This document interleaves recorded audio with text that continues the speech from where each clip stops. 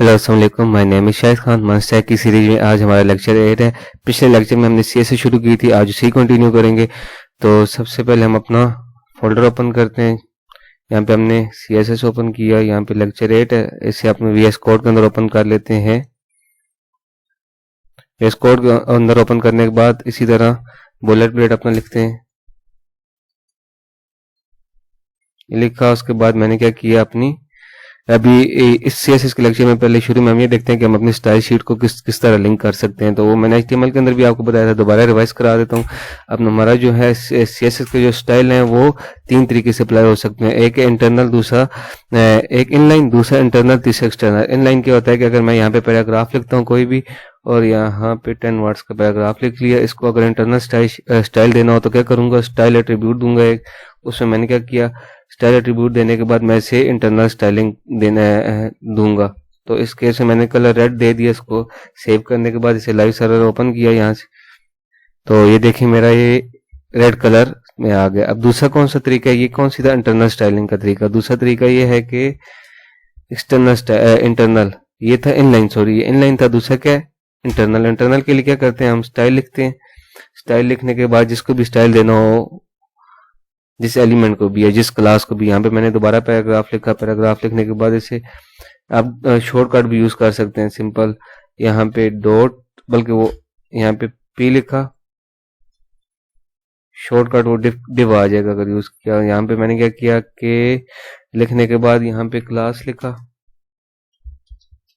Class लिखने के बाद यहाँ पे मैंने पैरा 2 दे दिया क्लास को, और इसमें मैंने क्या किया,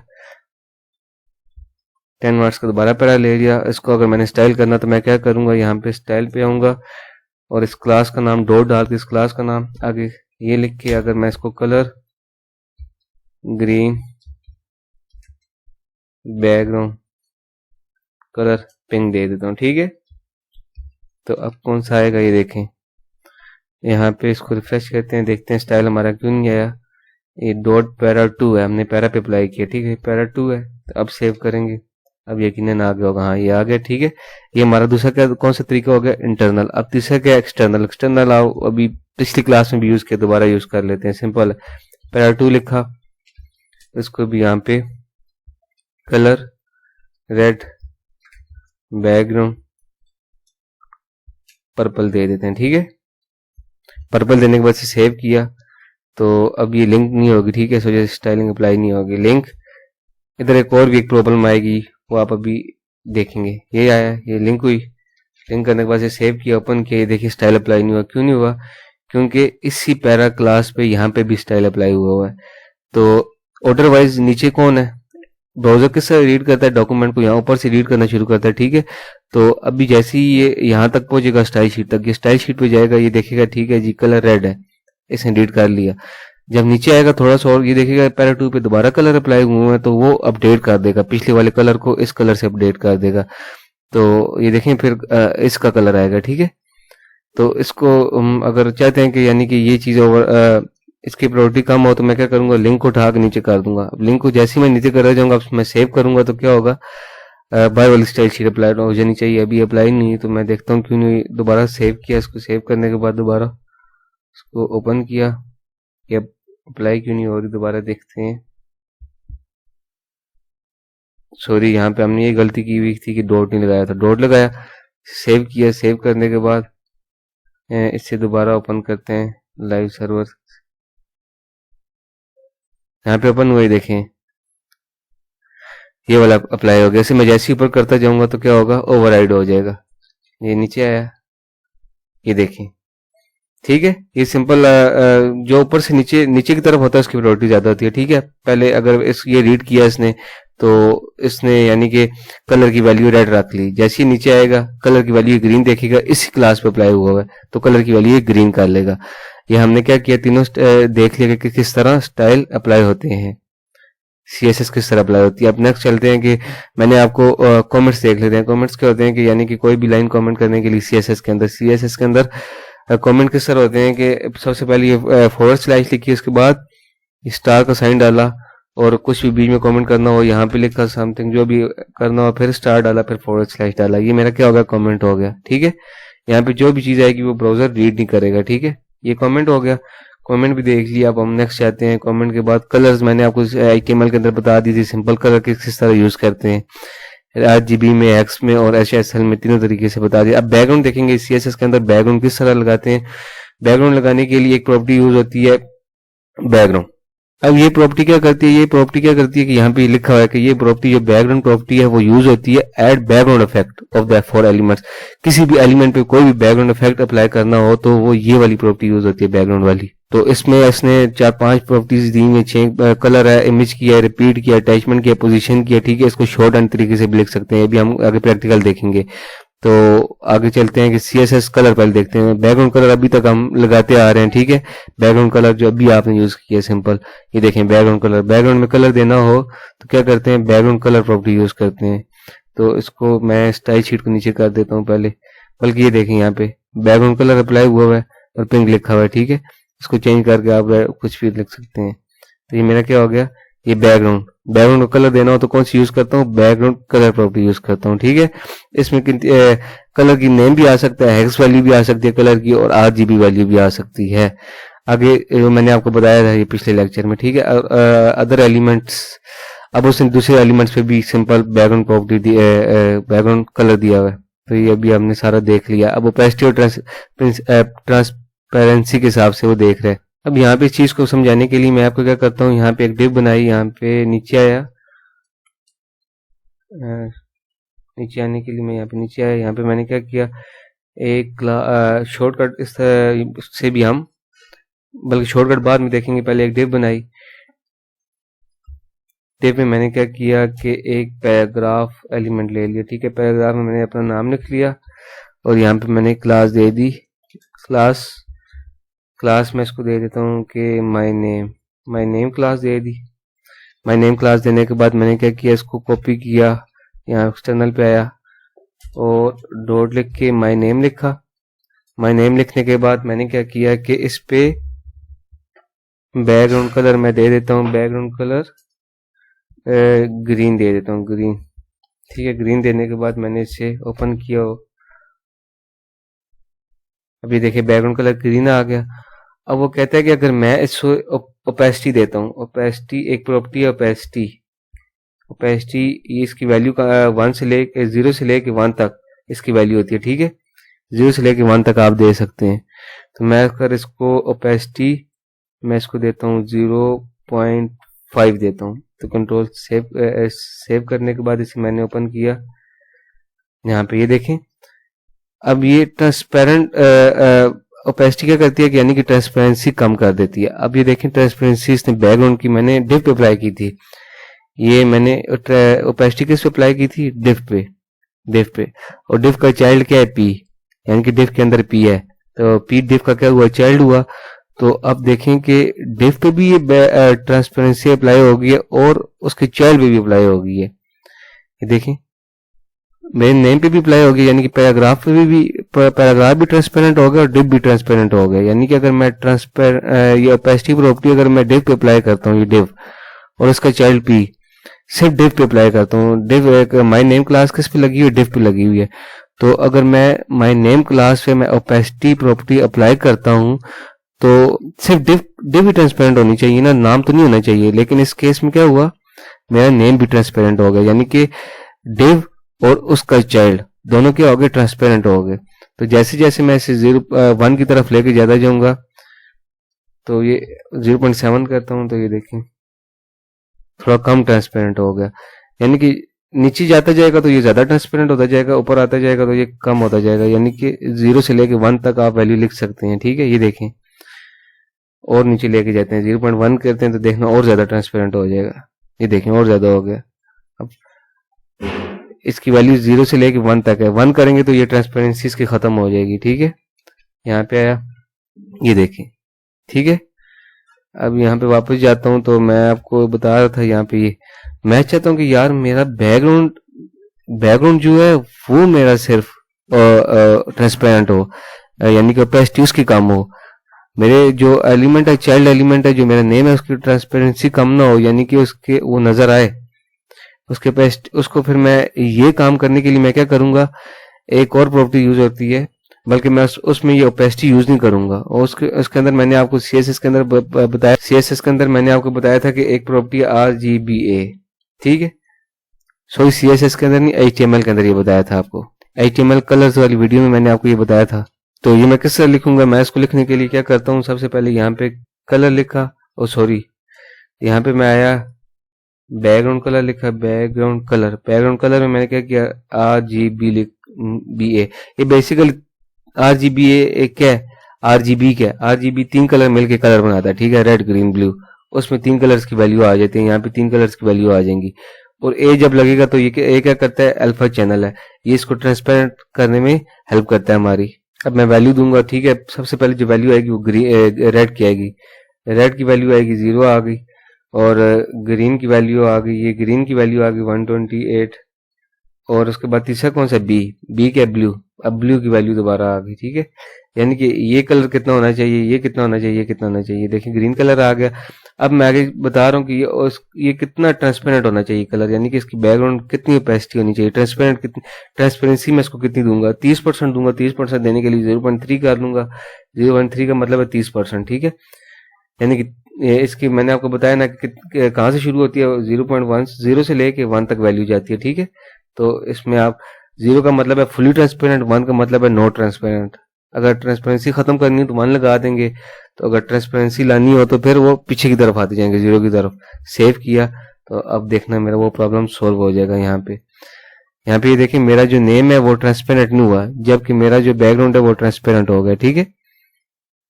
ये मेरी एक प्रॉब्लम थी इसके अंदर, जो कि हमने ये RGBA से सॉल्व कर लिया। अब नेक्स्ट हम देखते हैं कि बैकग्राउंड इमेज लगानी हो तो हम क्या करेंगे।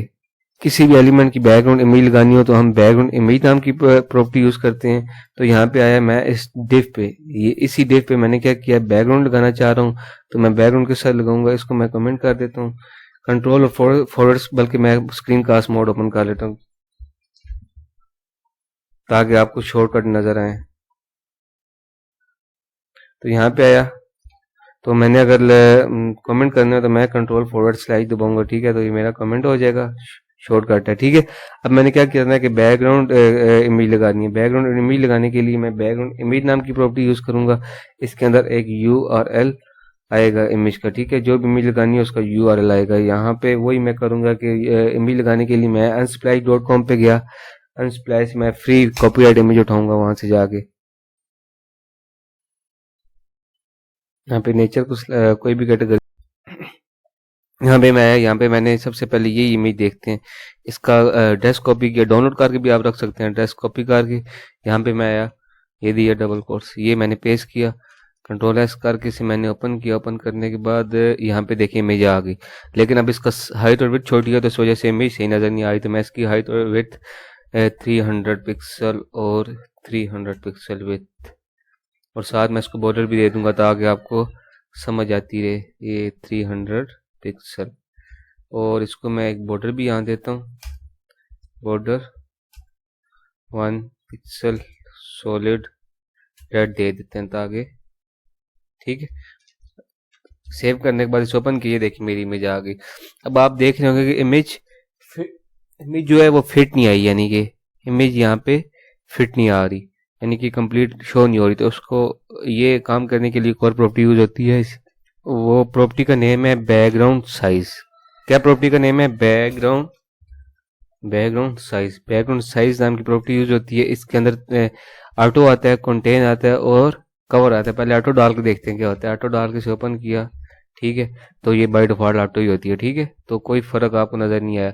तो मैं इसको एक और प्रॉपर्टी यहाँ पे ऑटो की जगह मैं डालता हूँ कवर डालूंगा। तो सेव करने के बाद इसे ओपन किया, ये देखिए आ तो गई है, लेकिन क्या फिर भी कंप्लीट नहीं शो हुई इमेज, फिर भी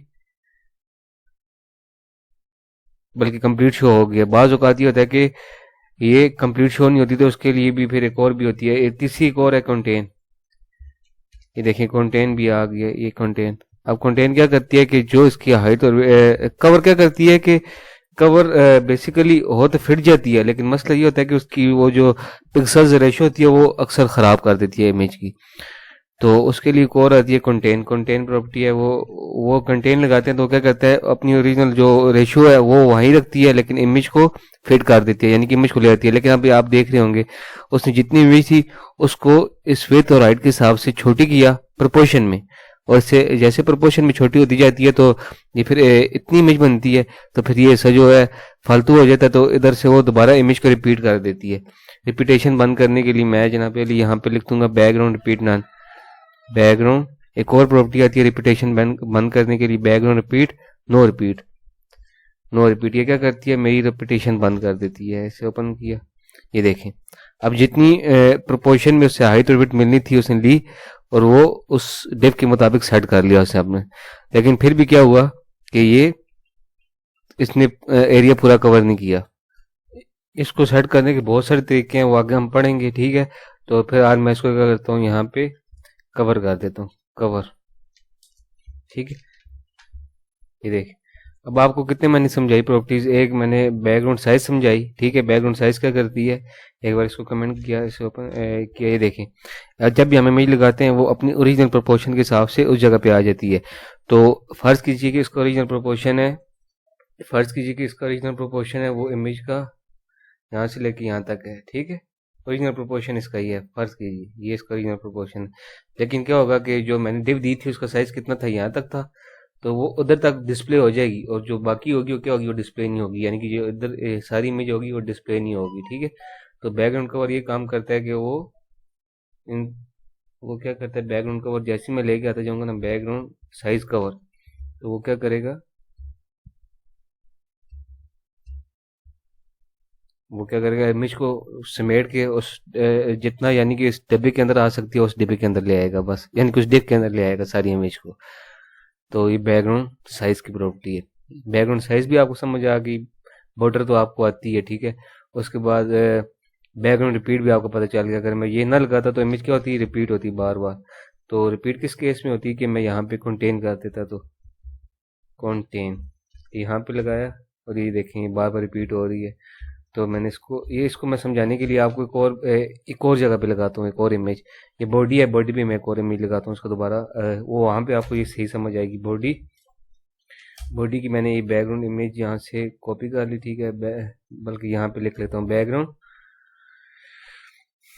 इमेज, यहाँ पे URL आएगा, ठीक है। इसका जो भी URL है यहाँ पे आएगा। इमेज कोई भी उठा के ले लेते हैं, यहाँ पे जाके इसको बंद किया इमेज को, यहाँ पे मैं कोई भी इमेज उठा लेता हूँ, ठीक है। ये इमेज उठा लेते हैं, ठीक है। कॉपी इमेज लिंक एड्रेस, यहाँ पे मैं यहाँ पे ये डाला, मेरा ख्याल में अभी सही एड्रेस कॉपी नहीं हुआ सही एड्रेस, ओपन करके कॉपी करना पड़ेगा इसे। कॉपी इमेज एड्रेस यहाँ पे डाला, सेव किया,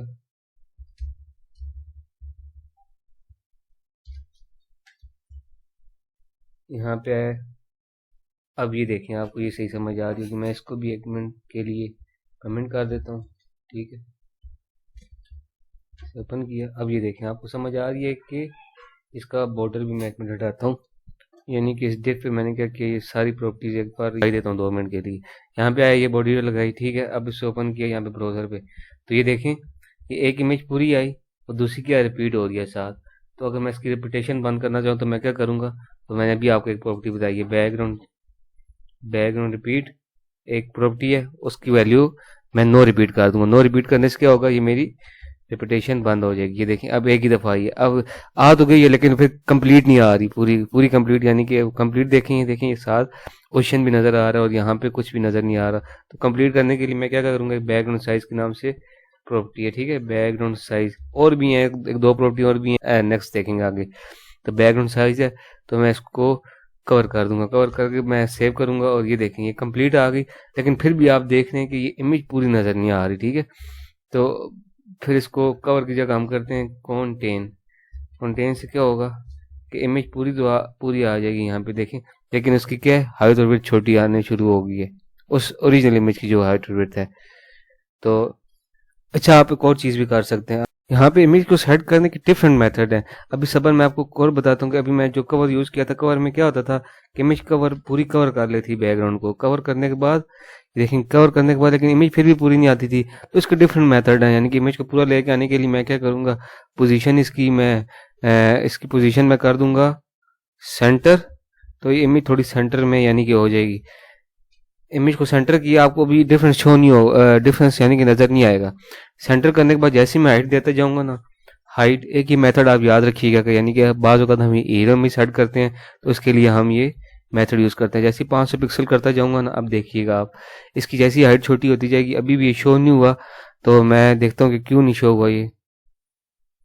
सॉरी, हम यहाँ पे ये गलती कर रहे हैं कि ये बैकग्राउंड पोजीशन है, पोजीशन नहीं है। बैकग्राउंड पोजीशन, पोजीशन दूसरी प्रॉपर्टी है, ठीक है। बैकग्राउंड पोजीशन, बैकग्राउंड पोजीशन ये सेंटर करता जाऊंगा। इसे सेव किया, ठीक है। सेव करने के बाद इसे ओपन किया। ये देखें, एक तो ये तरीका है यानी कि इमेज को सेंटर में करके उसको एक हाइट दे दें तो वो, और उसको कवर कर दें तो वो कंप्लीट शो हो जाएगी। अच्छा, अभी आपने ये तरीका देख लिया ना, बाकी के तरीके अभी हम आगे नेक्स्ट देखेंगे, वो थोड़े से एडवांस तरीके हैं, ठीक है। तो अभी क्या तरीका आपने देखा है कि हमने हाइट इसकी 500 से सेट किया, ठीक है, और बैकग्राउंड साइज जो है वो कवर कर दी और बैकग्राउंड पोजीशन सेंटर कर दी थी हमने।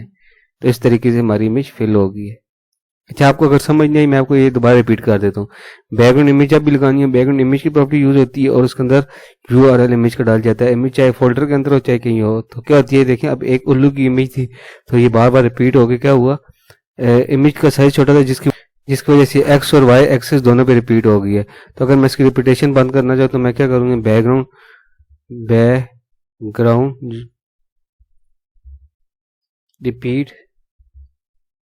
रिपीट नन लिख दूंगा, ठीक है। तब क्या होगा कि इसकी नो रिपीट लिखूंगा, सॉरी नन नहीं, नो रिपीट आता है, नो। अब क्या होगा, अब इसकी रिपीटिशन बंद हो जाएगी। इसको छोड़ कैप्स मैंने लिख दिया, तो कैप्स हटा के लिखते हैं इसे। देखिए, जैसे मैं इसको रन करता हूँ अब इसकी रिपीटेशन बंद हो गई है। तो अगर इसको मैं एक डायरेक्शन में रिपीट करना चाहूँ, अच्छा अगर मैं चाहूँ ये एक्स में रिपीट होती जाए, एक्स एक्सिस में यानी कि हॉरिजॉन्टली रिपीट हो, तो मैं क्या करूँगा, यहाँ पे मैं कहता हूँ कि रिपीट एक्स करके देखता हूँ, तो ये एक्स में रिपीट हो जाएगी। तो वाई एक्सिस में अगर मैं रिपीट करना चाहूँ तो यहाँ पे रिपीट वाई कर दूंगा, तो ये वाई में रिपीट हो जाएगी, ठीक है। तो अगर ना रिपीट करना चाहूँ तो नो रिपीट कर दूंगा, सिंपल। तो ये रिपीट होना बंद हो जाएगी, ठीक है। यहाँ पे अब आपको क्लियर समझ आ गई होगी। बैकग्राउंड इमेज, बैकग्राउंड रिपीट और एक बैकग्राउंड पोजीशन है, ठीक है। एक प्रॉपर्टी है बैकग्राउंड पोजीशन।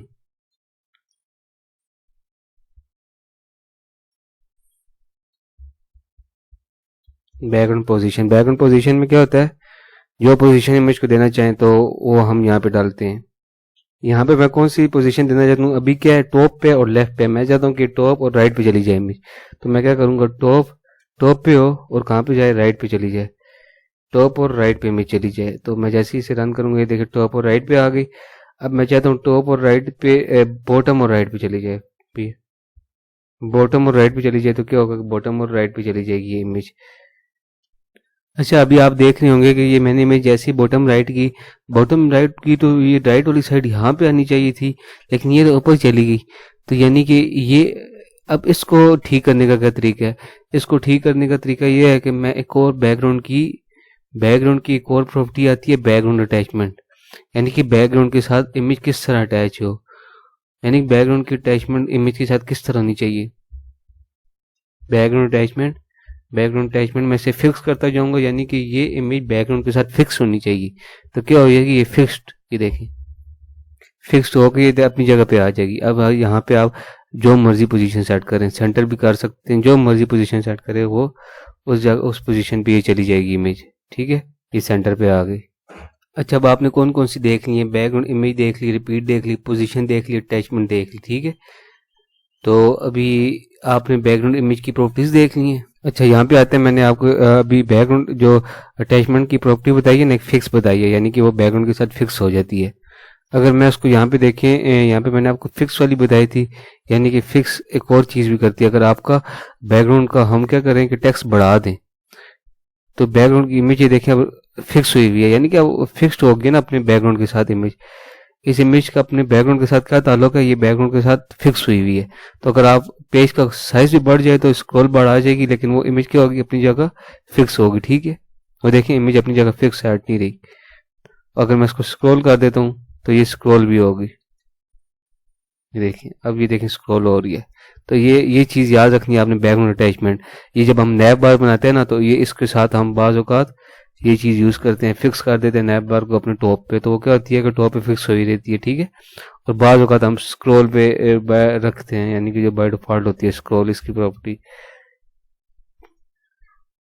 ठीक है, आपने भी ये देखें इस इमेज रिपीट, ये सारी प्रॉपर्टी देखिए। अब शॉर्ट हैंड, अब आप इन सारी प्रॉपर्टीज को एक प्रॉपर्टीज के अंदर भी लिख सकते हैं। कैसे, ये देखें, अब ये इसने एक बॉडी को बैकग्राउंड कलर दिया हुआ है। ठीक है, बैकग्राउंड कलर ये दिया हुआ है इसने, बैकग्राउंड इमेज ये दी हुई है, बैकग्राउंड रिपीट ये दिया हुआ है, बैकग्राउंड पोजीशन ये दी हुई है इसने। अगर इन्हें शॉर्ट हैंड तरीके से यूज करना चाहे तो क्या करेंगे, पहले हम कलर दे देंगे, फिर उसके बाद हम इसको इमेज दे देंगे, फिर उसके बाद अपनी पोजीशन, और उसके बाद इसको पहले रिपीट और फिर पोजीशन। तो ये देखें, इसमें बताया कि पहले कलर आता है, फिर इमेज आती है, फिर पीछे रिपीटेशन आती है, फिर अटैचमेंट आती है, फिर पोजीशन आती है। तो इसको याद करने का एक सिंपल तरीका है CIRAP। मैंने तो इस तरीके से याद किया है, सिरप CIRAP, यानी कि बैकग्राउंड का शॉर्ट हैंड तरीका लिखने का क्या है, पहले कलर CI, फिर उसकी इमेज, R से रिपीट, और P से क्या है, पोजीशन। ठीक है, ये उससे शॉर्ट हैंड प्रॉपर्टी है, सारी प्रॉपर्टीज को मिला के एक जगह पे उसने लिख दी है। तो आज के लिए, आज के लेक्चर में इतना ही। तो मिलते हैं अगले लेक्चर में। अल्लाह हाफिज।